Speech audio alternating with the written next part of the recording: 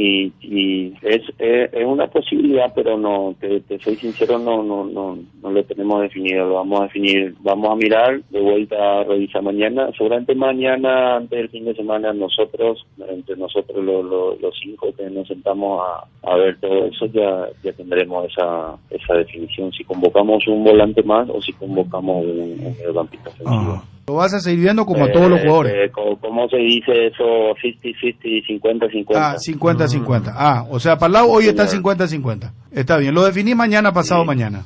Mañana seguramente, porque mañana y ahí ya vamos a mirar los partidos. Juan, creo que River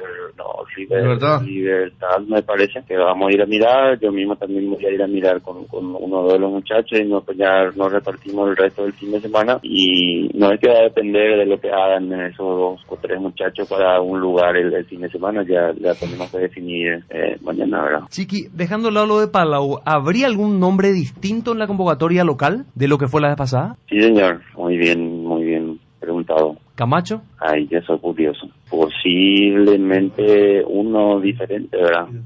Mal no recuerdo, uno diferente.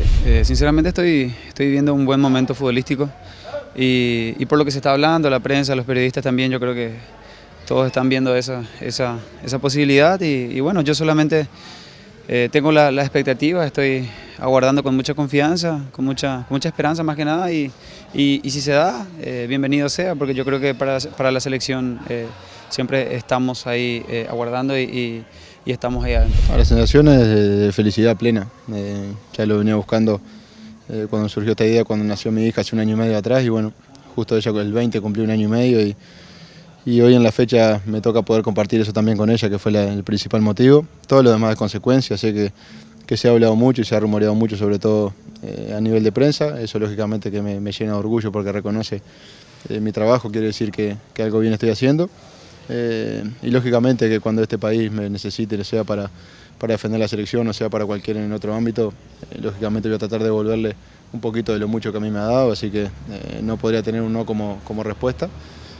Sé que hay mucha gente que merece ese lugar, sé que hay mucha gente que tiene que estar ahí quizás antes que yo, pero bueno, si por ahí me toca la posibilidad y creen que puedo ser útil, lógicamente que voy a estar.